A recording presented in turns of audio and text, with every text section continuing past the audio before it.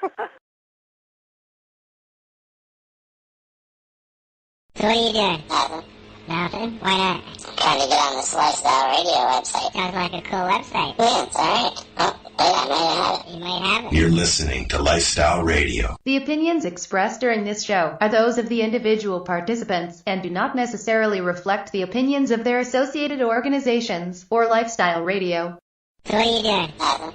Nothing? Why not?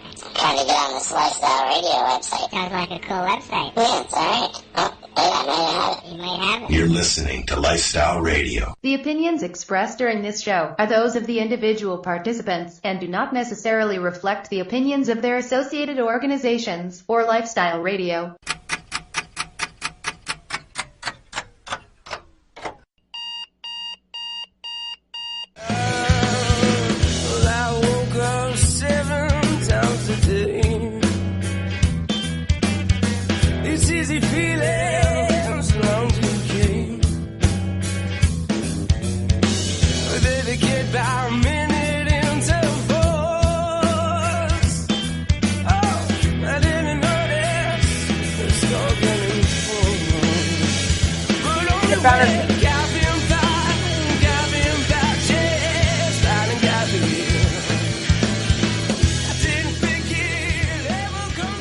Well, good morning, everybody, and welcome to Cannabis and Coffee with me, Tamarijuana. It's a great day in the Kootenays. It's been great for a week, and we're in the west freezing. I got socks and a sweater on, and Deb's out in Nova Scotia melting.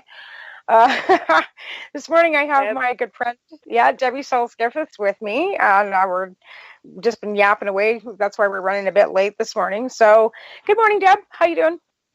Good morning. Very well, thanks. But like you said, sweltering. Yeah, it's quite a heat wave out there. Sundress.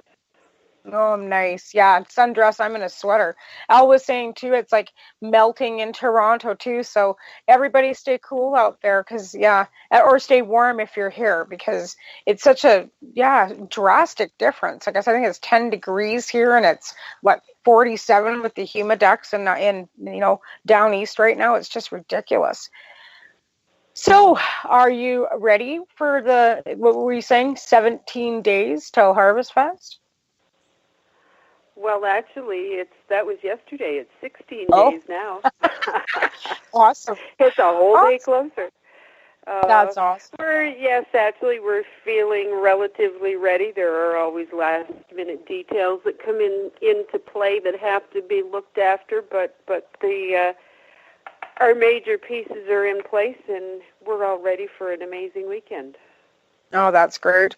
I know I'd planned on coming out, but my bank account's laughing at me again, so it doesn't look like I'm going to be physically there, but it sounds like on the Saturday I'm going to be doing a live show from there as well, so I'll be there in spirit. I was hoping to get there, but like I said, you know how shit flies out here with everything that goes on, and there's been other things going on too, though. It's not just like we'll kind of go back, let our guests know. Deb is the chair for Maritimers United for Medical Marijuana out in Nova Scotia. To our new listeners, she's been a medical patient now for forever. Started back, she was one of the first Section 56s in Canada back in 1998, I believe it was, right? 99. So she was in. Mine was in 99, yep. 99, and she was involved in the HITS case as well. So Debbie's been a long-time medical patient as well as advocate. So Harvest Fest is also a Johm Cook Memorial Cup as well. Let's give a little background on Johm Cook so that our new listeners as well know who Johm Cook is. Certainly. In February of 2002, my husband called me to run to the living room to catch the supper time news, and there was a gentleman by the name of Johm Cook standing in the doorway of City Hall announcing that he was beginning a dispensary service, not a physical brick and mortar dispensary, but he would come and visit patients and help get them fixed up with the medicine that they needed for their different diseases and conditions. I had only been a patient for a couple of years at that point, had been diagnosed with progressive MS, realized that cannabis was the only medicine that was going to help me fairly early on in the game, but also came to realize that what the government were doing was completely unconstitutional and unfair. In 1998, as I was going through the throes of being diagnosed, I was off of work on then short-term disability, which turned into long-term disability. My husband had planted some cannabis plants outside to have been my winter's worth of medicine, and we were raided and subsequently charged by the RCMP. So because of that, when the MMAR came into play in 2001, he wasn't able to apply to be my legal designated grower. Right. One of the symptoms of my MS is overall weakness. Another one is overwhelming fatigue, and it made absolutely no sense to me, with my health being in that of a precarious of a situation, that I would then be forced to become a horticulturalist to produce my own medicine, working in hot, humid conditions in a grow room that would simply drain my energies and leave me wasted for the day. It just wasn't feasible. So based on that, I became involved in the Hitzig decision and was the one person involved in the case who wasn't from Ontario and right in Toronto. That had some positive outcomes, but still nothing that affected me personally. My husband was still not allowed to apply to be my legal designated grower, and I kept seeing pitfalls in the system. So in 2003, along with Johm Cook, who was the founder of the, see if I can get this right, the Halifax outlet of the Cannabis Buyers Club of Canada affiliation, along with Ted Smith. And it made sense that John would be strongly affiliated with an organization that was going to be advocating and lobbying for patient rights. So when we looked at forming a board with a handful of people in Nova Scotia who were starting to speak out and become keenly aware of how unconstitutional and unfair the medical cannabis program was, that it made sense that John would be the vice chair of such an organization. So that's what happened. He became our chair and was chair for a number of years until, sadly, in 2014, he passed away. And his loss is still felt in our community, but we decided, as we were forging ahead to organize a cup for our organization in conjunction with Harvest Fest, that it be named after John somehow.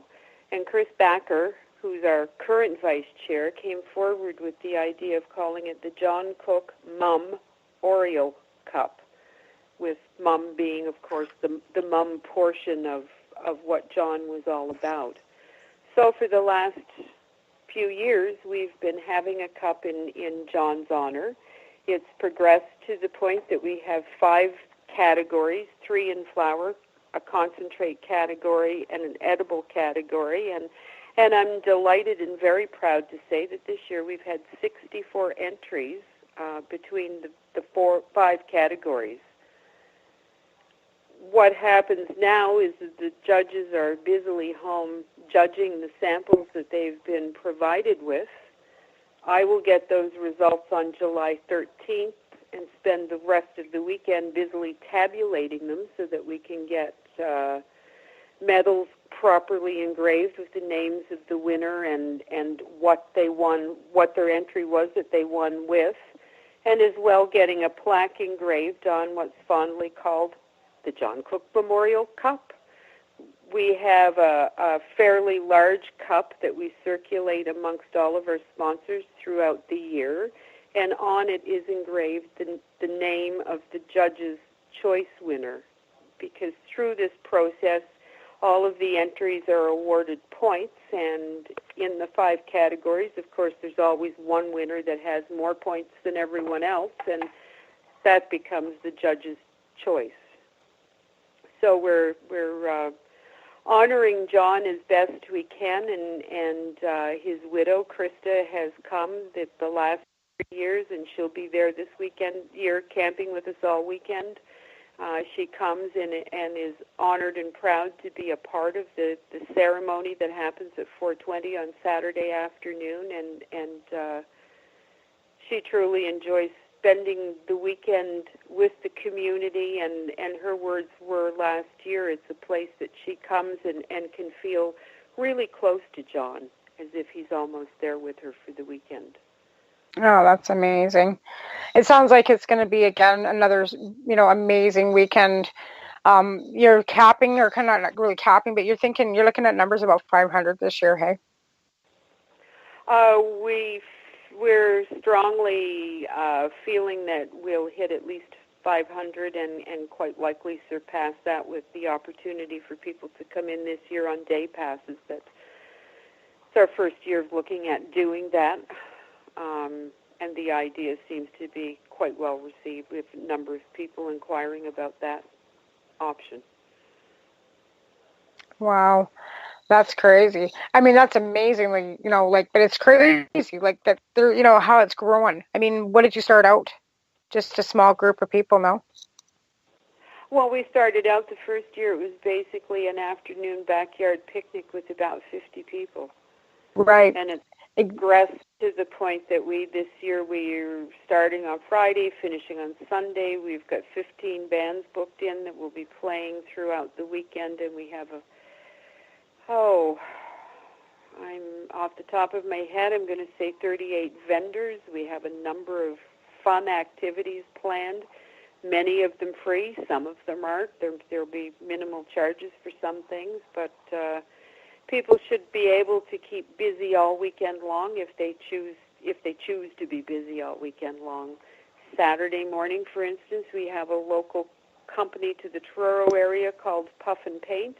They're coming in and setting up, and that's their means of sponsorship. They're going to be offering free painting sessions for people who would like to spend the morning enjoying their medicine, perhaps a cup of medicated tea, if you will, because there will be someone there who will be selling medicated tea. Come and join the paint session. There's a requirement of signing up in advance so they have enough supplies on hand. The spots are filling up very, very quickly. We're also going to be doing some free tie-dyeing.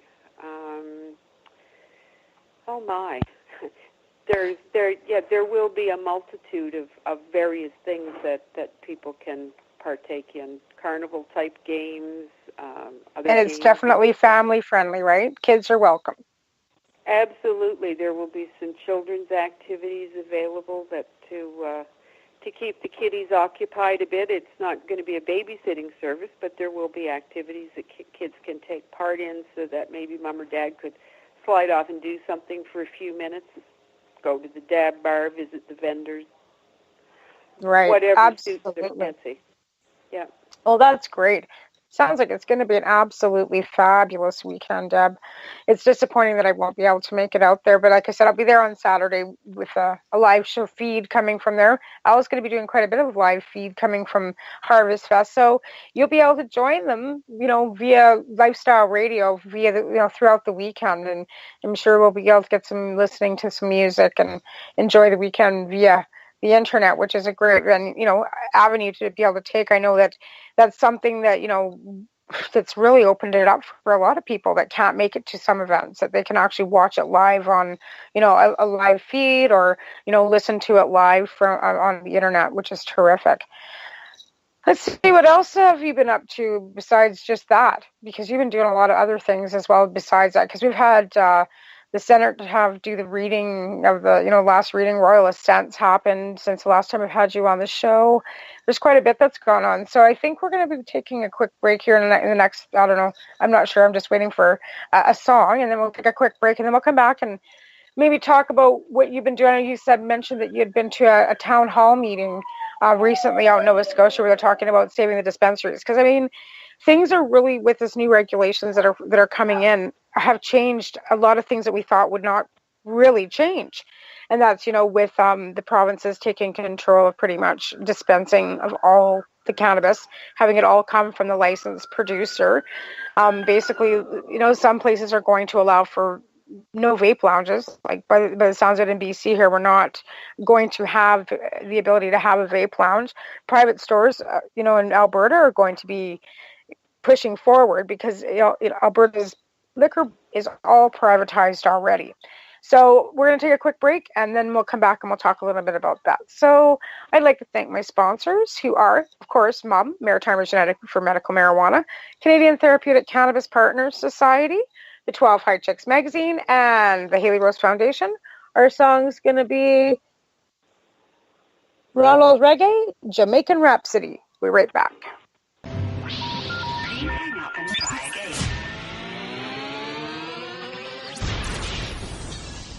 You're listening to Lifestyle Radio.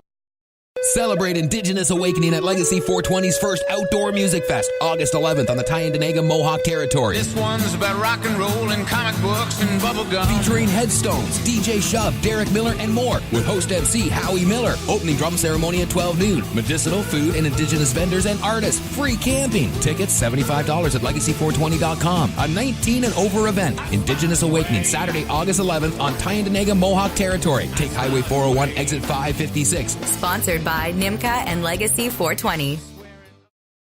Is this the real leaf? Is this the cannabis? Caught on the dry side, must escape from reality. Just legalize, and I gonna plant my seeds. I'm just a homeboy. Weed is no luxury. To be here, to be there. Little high, very high. Everywhere the weed grows, not all really matters to me. To me.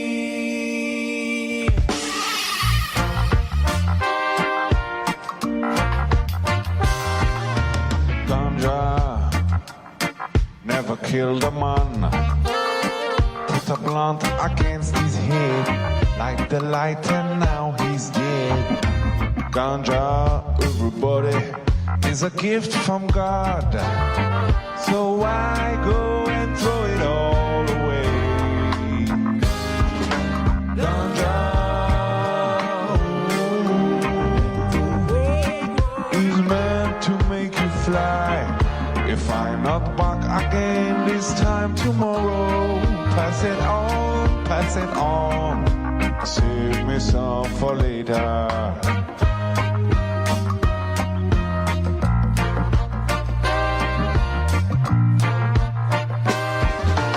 Too late, the time has come. Getting legal around the world and improving all the time. Goodbye prohibition, grass has got to grow. Gotta leave ignorance behind and spread the buzz. Ganja.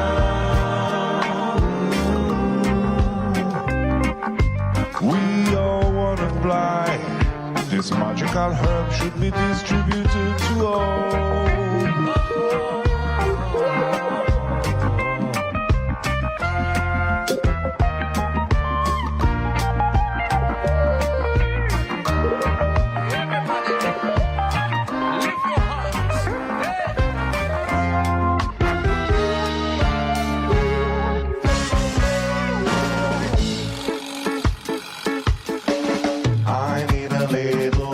Puff off a spliff. Kush, purple kush, will you make me want to go? Look at all the lights are very, very frightening me. Over if you go.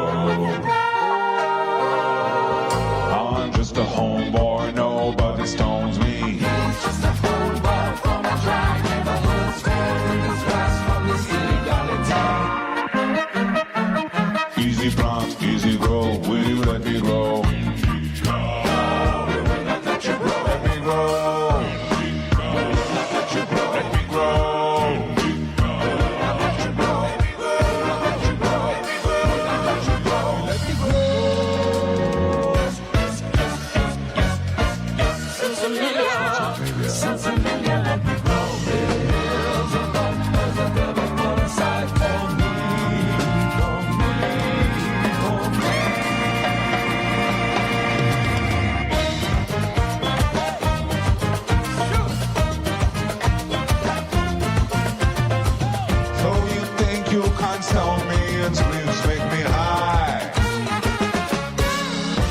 you think you can come here and outsmoke the eye? Oh, brethren, pass it on to me, brethren. Just gotta get high, just gotta get high right now.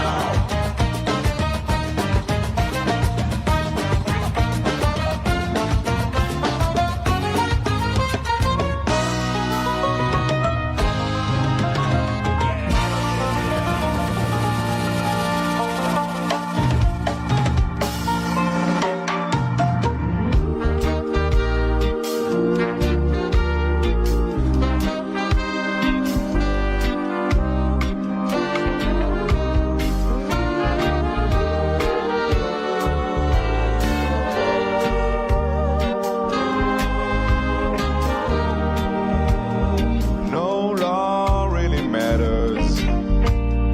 Anyone can smoke. No law really matters. No law really matters to the eye.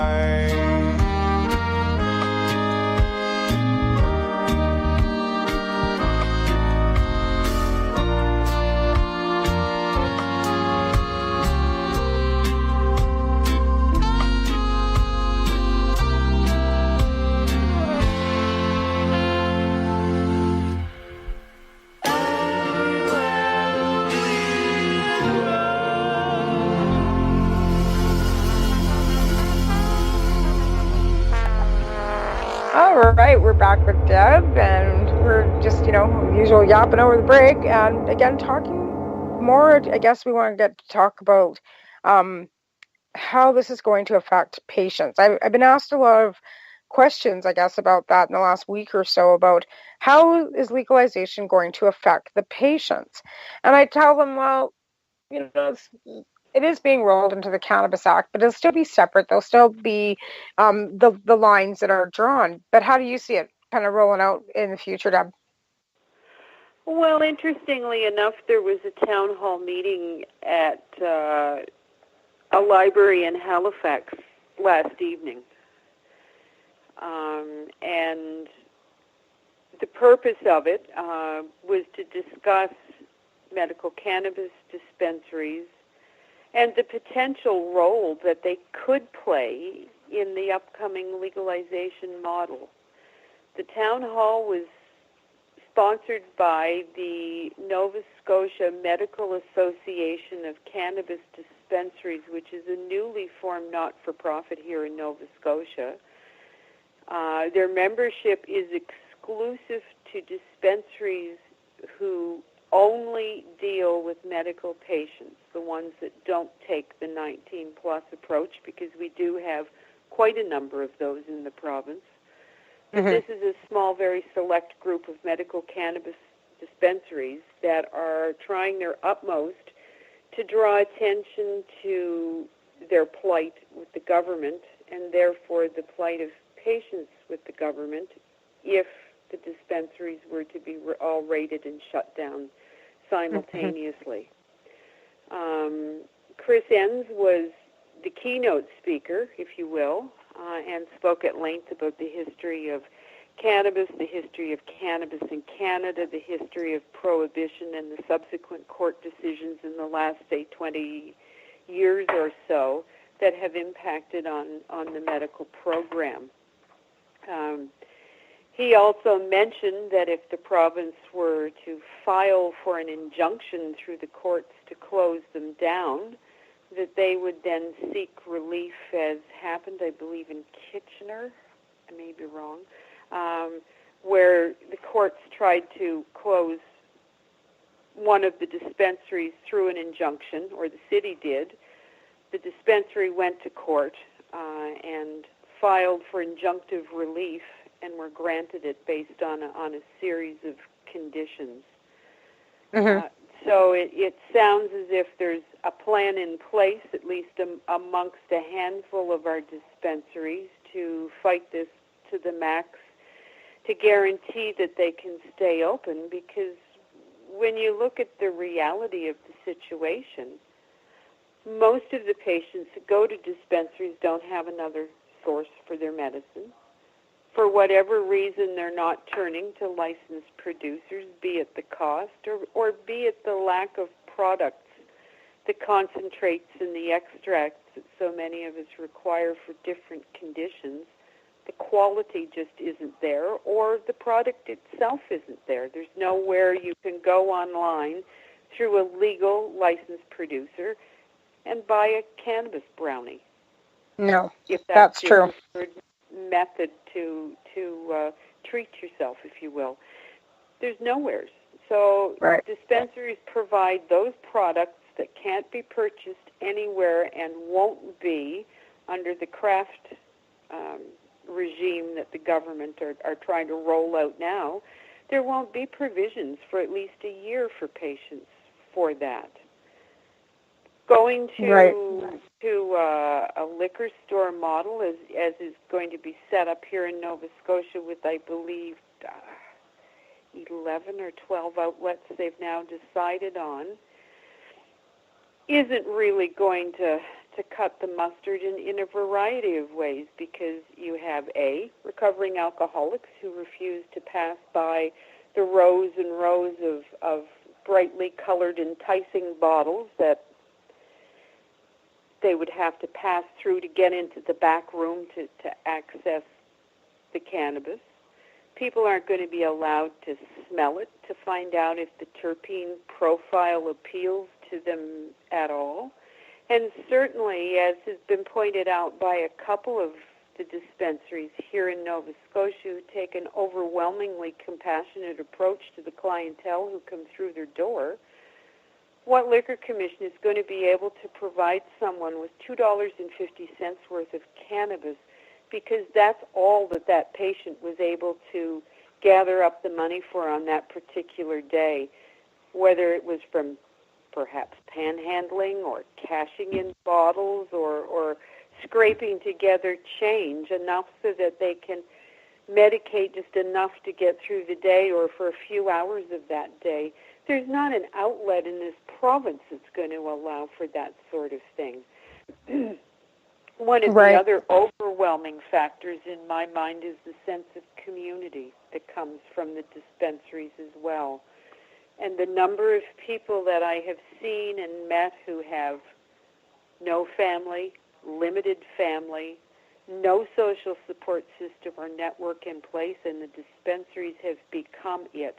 And those people simply shine in a dispensary lounge-type situation because they're in an accepting environment where people love them and care for them and care about them and are willing to sometimes give them extra bits of free medicine because they have the capability to do that and the compassion to do that.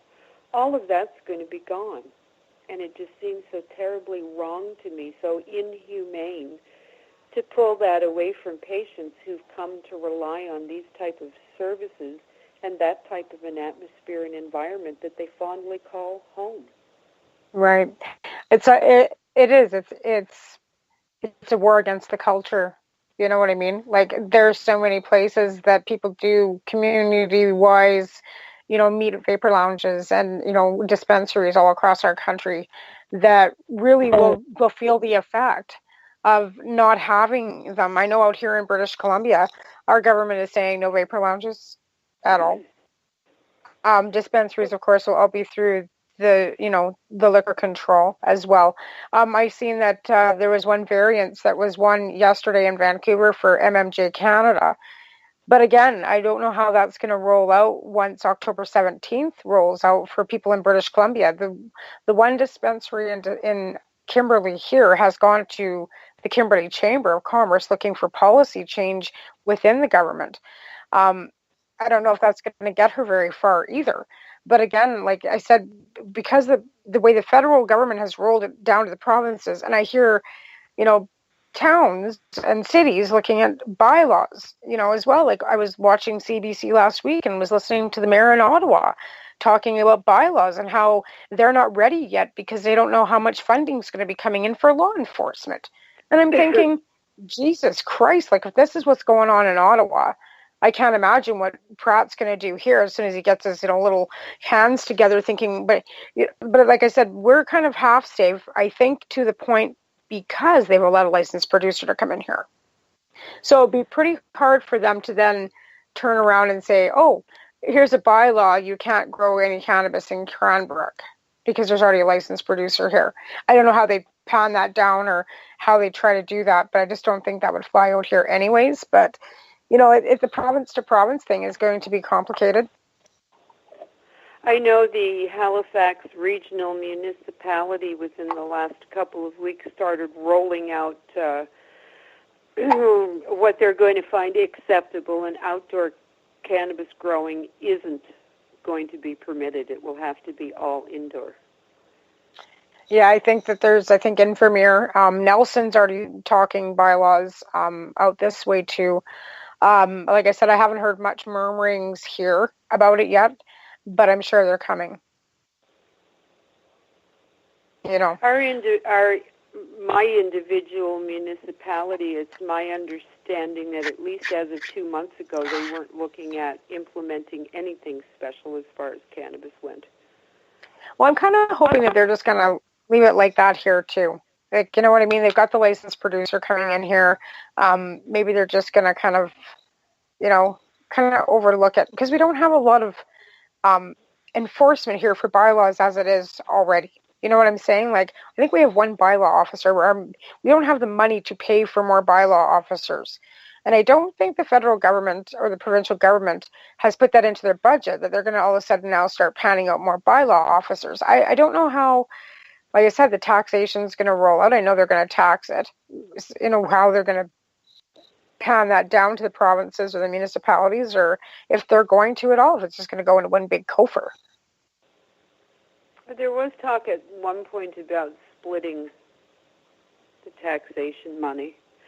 I know Halifax is looking at feel they need to have extra either by law enforcement officers or Halifax City Police to enforce the upcoming legalization model, which totally blows me out of the water. Yeah. Thinking yesterday with the town hall brought me back to reflect on the Senate committee report, and of course one of the things they said was legalize and legitimize compassion clubs, get over yourselves, get on with it, Health Canada, you should be doing research with them.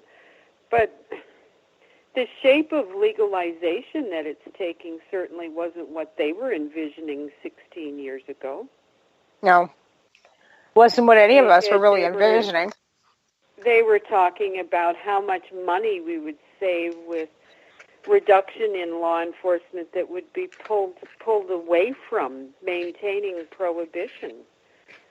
They talked about less costs through the courts and the judicial system, the billions of dollars then that we would save on an annual basis, and all they're looking at doing is ramping that up and hoping to score on some tax money. I know, right? Like, it makes absolutely no sense. It really, it's gone, let's face it, okay, we're 2 steps forward and 6 steps back when it comes to the, the laws that they've attached to prohibition. Like, they're talking about taking prohibition out. But here, for example, like, you can't smoke in public. The impaired driving laws that went into effect July 1st. Okay, C-46 is already in effect now. So now they are able to swab your mouth and do whatever whatever. Take your blood, I think, is, to the extreme if they want to, with this new C-46 that went through as of July 1st. So the impaired driving laws are already in effect. I can't imagine allowing an RCMP officer to draw my blood roadside. I'll tell you now. Oh, that ain't going to frickin' happen. No. Well, my question is, are the RCMP officers even trained to take blood? They aren't. What are they going to do, call out the ambulance to come and take blood? Are paramedics actually trained to take blood? I thought you had to be a lab to do that. Well, I'm sure somebody could be trained to do it relatively quickly and skilled, but I'd have to question the frequency in which they do it. It just makes me shudder. Well, myself as well. Because I just can't imagine being pulled over for a traffic stop, having my son in the back seat of my car, and have them yanking me out to do a blood test on the side of the road and have him have to see that. Yes. And You know what I mean? Just because I'm a medical you're patient. Be over. You know, oh, absolutely. I'm a medical patient. Of course I'm going to be over. But there's nothing in that bill that constitutes for any leeway for medical. Again, another thing that we have to take into consideration as we're going about our daily business, because we've got our licenses, doesn't give us exemption like it used to. So this new bill has changed things. Absolutely, and ironically, I don't think they've come up with any arbitrary levels for opioids in your system to deem that you would be impaired if you had so many nanograms per milliliter of blood of any given opioid in your system. Right, exactly. Are they going to start taking people's blood for that? It just seems ridiculous. Like, and why all of a sudden it's not as if it when I look at the whole legalization scheme, the drug driving bill and the whole nine, it's like cannabis is a bloody brand new substance that nobody's ever used, nobody knows anything about. And it's ridiculous. They're equating it to alcohol impairment with no understanding of how the substance even affects the human body. Absolutely. Absolutely. It's like one video I was watching the other day that said, we don't have any research to say how cannabis affects a pregnant woman. And in the next breath it says, but it shrinks the memory glands in a teenager's brain. Well, how do you know if it shrinks the memory glands in a teenager's brain? Because 2 minutes before you just said you didn't have the research to know what the effects were on a pregnant woman. So that to me says you have absolutely no research and you're fucking talking out your ass. You have no idea what cannabis does. And like you said, it's not a new substance. This plant has been around for 1 million years. People aren't like all of a sudden, there isn't, let's put it this way, this driving law pisses me off so bad because where are the statistics of people that have driven impaired on cannabis have caused harm? Where is the proof of impairment? Where are the statistics on people driving high, killing people? We already have the stats on alcohol. That's just like a no-brainer. They've got like billions and billions of people that have been killed. Not billions, that's a little bit extreme, but thousands of people that have been killed by a drunk driver. They've got the stats on that. What are the stats on cannabis? I don't think I know of any. They roll when you look at the there's American roadside accident statistics and start breaking it down. They lump drug driving as everyone under drug driving. Cannabis isn't separated from the rest of the substances in a manner that you could easily digest it if you were just breezing through. But if you stop and pick it apart, the number of people having cannabis alone in their system that are responsible for an accident, it's just not there. Right. That's exactly it. Like there might be combinations of alcohol and cannabis, or opioids, cannabis, and alcohol. Cannabis has been involved in, but not alone, not singly standing there by itself. Absolutely not, and they're so hell-bent on continuing to demonize the substance that they're quite content to make up things or continue to spout statistics that are meaningless, that aren't based on anything in reality. They pull studies out of nowhere that are just gobbledygook. They're a rehash of previous studies, and when you rip them apart and blow the dust off of them, there's nothing there. But they've been funded by the government through the years to show that cannabis and driving is a problem, much like they continue to talk about, as you'd alluded to earlier, cannabis being problematic for the developing brain in youth. I know. That's, again, one of the most redundant, ridiculous. I mean, I've got friends, myself included, that have been smoking cannabis probably for 30 years. we started in our teenage years. Didn't make me undermotivated, not have a life. I'm a productive, member of society, a mother of 4. Like, I'm not sitting on a couch playing video games in my mother's basement still. I don't know. Call me, and I know many others that are not. In fact, most people that I know that smoke cannabis aren't sitting on a couch in their mother's basement smoking, and playing video games. That just isn't happening. Sorry, folks. The stigma has been broken. We're not a bunch of video game players. Get over it. People that are undermotivated or unmotivated are the same whether they consume cannabis or not.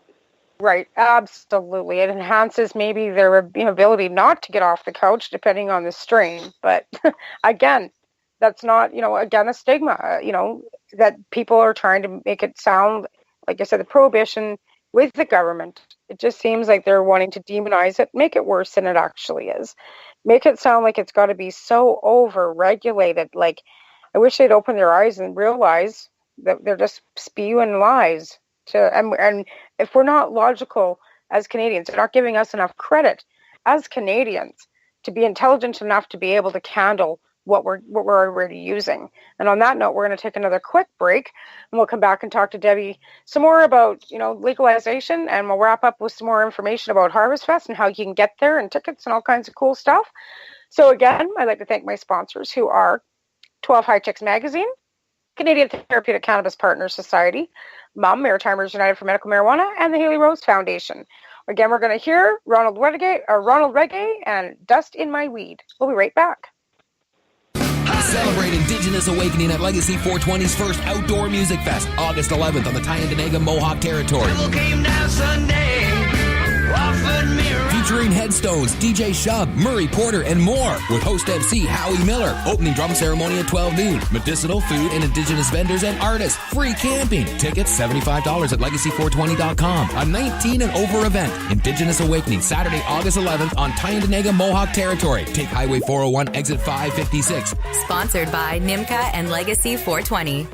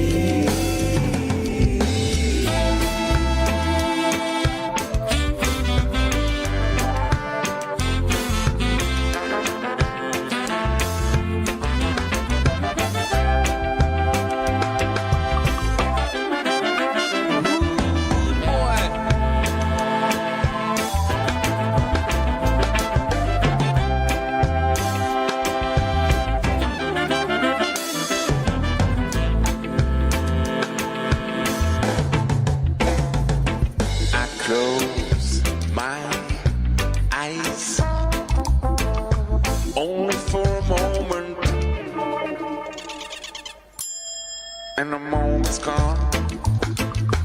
All my leaves pass before my eyes like off dexterity. Dust in the wind.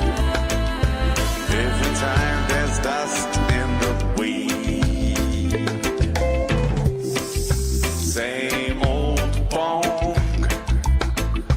Just a drop of water in a seedless weed. Oh, we did crumble to the ground, though we refuse to see. Dust in the wind. Every time there's dust in the wind. Dust in the wind. Every time there's dust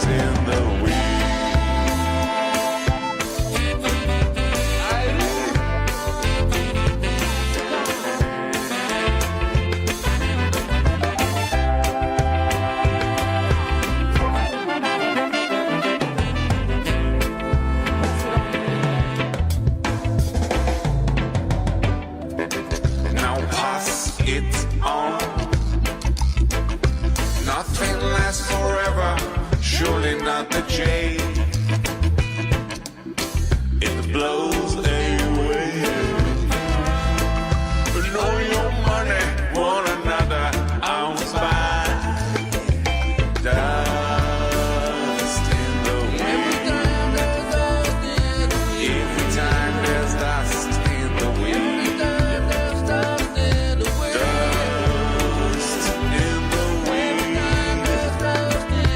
Every time there's dust in the wind. Take it away, Game On.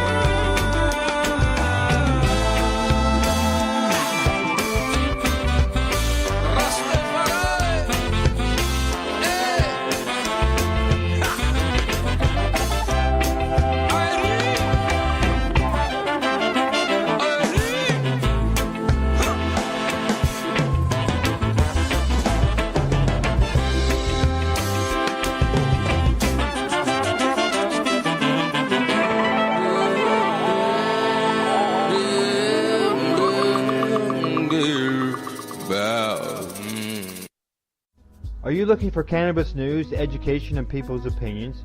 Are you looking to learn what Canadian and international cannabis advocates are doing? Not only now, but what got them to this point in their lives, and what does the future hold for them? Do you want to learn how patients are using cannabis as their daily medication, or learn how their cannabis use helps them with their medical condition? If you answered yes to any of these questions, then I'm going to suggest to you to tune in to Lifestyle Radio. Catch their live weekly shows and have your questions and concerns answered and find the experience you're looking for.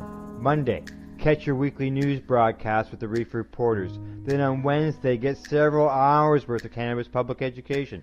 We get things started with Cannabis and Coffee with Tamarijuana. Then tune in and catch Pottawa with Russell Barth, who calls himself the world's angriest pothead. Finish up your evening with the award-winning Pace Radio Show with Al Graham and joint host Kim Cooper and Alicia Yashishin. No week would be complete without tuning into Friday night's program, the 420 Radio Show featuring Al Rapp and the 420 Radio crew, Mary Jane Baker and Marcel Gignac. Cannabis is a lifestyle, and you can catch all your cannabis lifestyle information right here at lifestyleradio.net or at our sister site, 420radio.ca. You're listening to Lifestyle Radio. All right, we're back with Debbie Stultz-Giffin, and there's quite a few events going on this summer. When you think about what's kind of coming up, there's Indigenous Cup that we were talking about earlier with Al that's coming up out in Ontario. I know that Puff Mama usually has her camping fest here coming up soon. I'm just kind of trying to find a list of events that are happening. I know Harvest Fest is in July 20th or 23rd, right?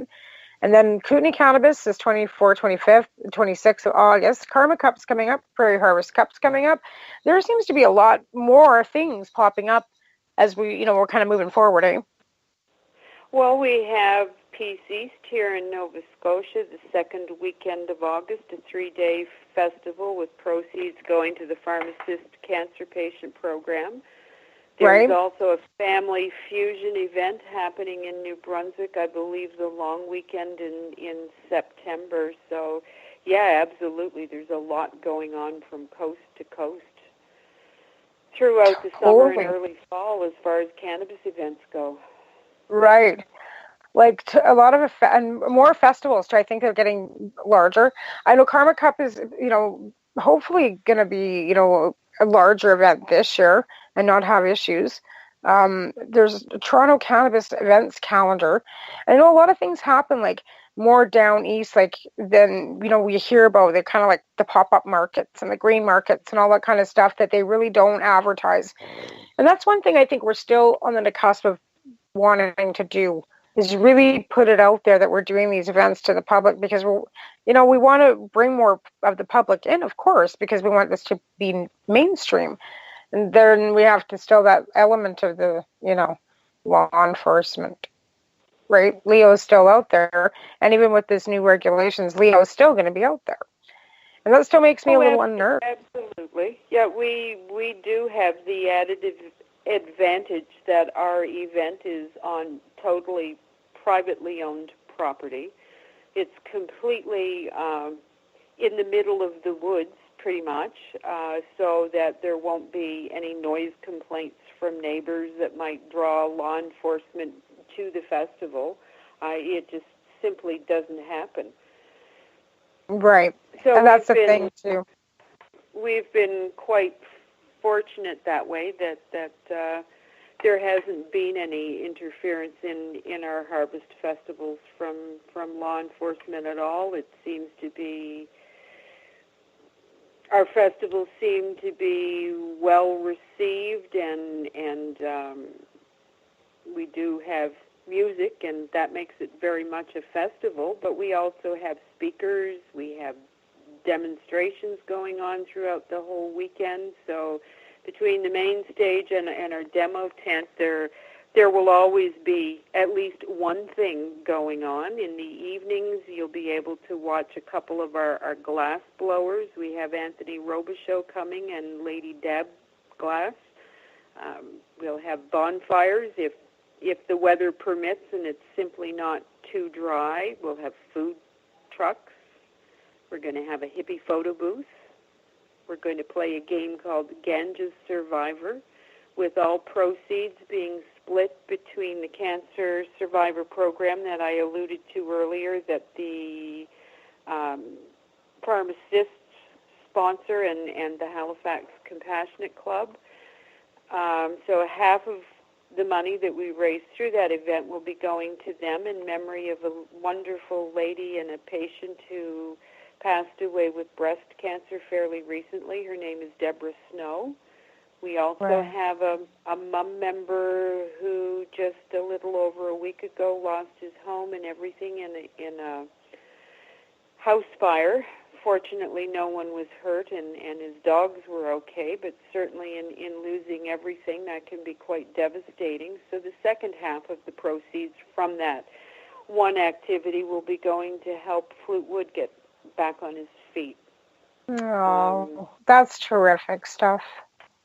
So we've got that going on. I don't know if I mentioned a dog tent that's being sponsored by Doggy Delicious Treats and Natural Remedies, who's actually Kim McNerney and her sister have this company spearheaded here on the East Coast. And we also have, for the very first time, and I know at least one of our listeners is going to be quite excited that I'm announcing this, a two-dimensional art contest that's sponsored by the Remedy Dispensary in Halifax. And we have a 10x10 booth that's going to be set aside just for festival attendees to bring their artwork, and it will be judged by other attendees. And at 4:20 Saturday afternoon, July 21st, we'll be announcing the winners of that competition, right along with the rest of our cup winners in the bud, concentrate, and edible categories. Remedy has donated some very nice prizes. We've got a nice glass piece for the first place winner, a couple of hand-blown pipes for second and third place, and I've heard a little something about maybe some sticky temple balls of hash finding their way in the bags as well, and maybe a few seeds and, some odds and ends. Awesome. That's terrific stuff. I think that's the best thing about these events is like when you get them and you organize them and you get all your swag together and you know that you're going to be giving it away. And other people are going to be able to try your stuff and judge it. And the fact that you're giving it away. I mean, people are not really giving it. I mean, people pay for tickets, right? But I mean, like, it's just the way it all kind of like brings the community together. These are things that, other communities do as well. We just do it a little the same, but a little different. We just have a different substance. There's wine fests and beer crafting events, and we have cannabis cups. And I think that's one thing that I don't want to have to ever lose with our culture, is the fact that we do have quite a, vast community of really talented people out there in all different aspects, whether it's art, growing, extractions, baking, there's just so many different things that over the last 10 years that I've been able to experience, that it's just an amazing, amazing community. Well, to experience, to celebrate, right? Yeah. I've had quite a long relationship with the plant, but certainly the last 20 years of being dependent on it for my quality of life and my health and well-being, I really feel like I've got a heck of a lot to celebrate when it comes to cannabis. And I'll be darned if any government is going to stand in the way of my being able to do that. That's right. And the quality of life means everything to so many, and when it comes down to the fact that you can't take pharmaceutical meds anyways, like they just don't work for you. Conventional medicine doesn't work for everybody. And, if cannabis is the thing that gets you through a day, it shouldn't be up to them to tell us. And that's, I think, one thing with these, like I said, with these new regime of laws that they've come out with. You can't be stoned in public or high in public, 3 months in jail, $5,000 fines. Like, these are ridiculous, arbitrary, added to when there's absolutely no reason for it. Like, it's a bloody insult when you look at being drunk in public. I mean, they might detain you in the drunk tank overnight. You might walk away with a fine, but 3 months in jail? Right, because it's going to take you 3 months to, well, apparently because it takes that long for it to get out of our system. Alcohol's out of your system in 24 hours, so that's probably why they let you out of the drunk tank within 24 hours. But apparently, we're going to be high for 3 months until it's out of our system, so they have to keep us locked up. That's one of the only things I can think of as to their reasoning on this 3-month jail term. It just seems absolutely fucking ridiculous. I just don't even know what to say about it. Like I said, I'm gonna have a conversation with my MLA here in the next couple of weeks. But he's in the opposition out here, so I can talk till I'm blue in the face, and he'll agree with everything that I'm saying. And where he's sitting in legislation right now does me absolutely no good. And I think that's where we're at. We've had a liberal majority that have listened to some of what we've said, twisted the rest of it around, made it so it saved the children and make it so that it's locked down behind over-regulated laws. And it just, I think what in the end of it all, after a couple of years, when Henny Penny sees that the sky hasn't fallen, things will wax off. But until then, we're going to have to go through the Henny Penny scenario. That's my feeling, anyway. It's just getting through the next couple of years and having as many people unscathed by the system as possible. I can't see if patients end up getting charged under these new laws and legislation, I could see the public prosecution of Canada saying, it's not in the interest of the general public to proceed with these charges, because it won't be. It'll be like the Bob Dillmans and Rob Roys here in Nova Scotia, who were caught in the gray area after the Allard injunction, weren't able to find a physician to sign their paperwork when they had previously been illegal. Allard rendered them illegal, got raided by the cops, got right up to disclosure in court and, going into court to enter a plea and hearing, the charges have all been dismissed. Mm-hmm. So they'll put people through a boatload of stress, grief, suffering, facing discrimination from neighbors and friends and colleagues and family, only to have it all go away. Yeah. And I think that's, the most humiliating part of this whole thing is, being put through any of that. having to go stand in front of a judge to have it be thrown out. You still have lost everything. You still lost your plants, your equipment, your dignity. Like, that's how, I feel about it. I've been there, done it, got a shirt, and my dignity is just starting to come back to tack. It's only been 10 years. You know what I'm saying? Anyways, I guess on that note, go ahead. I do understand exactly what you're saying, because we were through the same thing in 1999, as I'd mentioned earlier. Both of us were charged. Mine were subsequently dropped, but Cliff proceeded with entering a guilty plea, and that's why and how I got to be where I'm at today, fighting the insanity ever since, thinking a guilty plea would make everything go away, and it sure as heck didn't. No, and it doesn't, because, they want to stop you from growing your own medicine, even now, if you have, had a record in 10 years. You know what I'm saying? Absolutely. Like, it's, So even with the ACMPR, they rolled that out into the new regulations with the ACMPR, and that's arbitrary as well, because just because I, or whoever had a record at one point in time in their life doesn't mean they're any less sick than the person that doesn't. And I think it shouldn't be based on that. It should be based on what it's supposed to be, your health.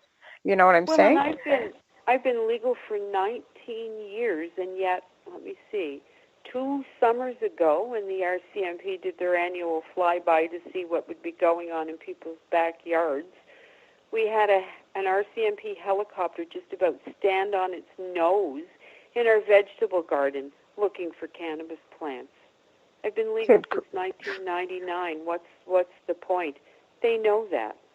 Right. But it's just intimidation and scare tactics. Right. And I mean, that's because, every year we still have to get our licenses signed. And I think that, again, should be something that, should have been taken out with any of these rulings that we've had in court, because I'm telling you what, I'm never going to get any better. My colitis is not going away. Your MS is not going into remission and going away. We're not going to be skipping down the lane, in full-blown remission here anytime soon. So why do we have to? I mean, I understand even with some other pharmaceuticals, you have to go every 3 months to get a prescription renewed. But, it just seems ridiculous and arbitrary. Okay, my dear, well, we've ran out of time. I guess we better wrap up the show. I'd like to thank you for coming on again. A quick hour for sure. I'd like to just throw in for our listeners that a full weekend pass for one person to come to Harvest Fest and enjoy rustic camping is only $40. And we do have some day passes available for $25 for Friday, Saturday, and $10 for Sunday, because we'll be set up to operate between 10 and 2 on Sunday before we shut down the festival for another year. That's excellent. So how do people get a hold of you, Deb, and how do they get a hold of tickets? They can hit me up on Facebook. We have some tickets available through Smoker's Corner in Truro, and we have some about to be available through Higher Living in Dartmouth and Greenwood both. And I just want to throw out a shout of thanks to our many, many sponsors, but in particular I'd like to mention Canadian Lumber, a new rolling paper company here in Nova Scotia, who've sponsored our judging kits. They're doing a variety of sponsoring of the event, and they're also sponsoring 4 individual rolling contests throughout the weekend, and they're going to be giving away display cases of rolling papers as the prizes for the various contests. That's excellent. So don't forget, you guys, that's coming up July, 16 days from today in Truro, Nova Scotia. So if you're interested, hit Debbie up on Facebook, and you guys can get yourself all the information that you'll need on that. I, again, would like to thank all my sponsors, again, who are MUMM, Maritime United for Medical Marijuana, 12 High Chicks Magazine, Canadian Therapeutic Cannabis Partners, and the Haley Rose Foundation. Also, to let you know, Kootenay Cannabis Cup, August 24th, 25th, 26th. Tickets go on sale Friday, the 5th. So you can hit me up for those on Facebook or at kootenaykannabiscup@gmail.ca. Y'all have a great week. I will talk to you next week. Next week, I'm not sure if I'm going to bring anything. Patrick Moore might be coming back on. And I'm also trying to get Teresa Taylor back on. So we'll be talking to you then. Y'all take care now. Bye. Bye. So what are you doing? Nothing. Nothing? Why not? Trying to get on this Lifestyle Radio website. Sounds like a cool website. Yeah, it's alright. Oh, wait, I might have it. You might have it. You're listening to Lifestyle Radio. The opinions expressed during this show are those of the individual participants and do not necessarily reflect the opinions of their associated organizations or Lifestyle Radio.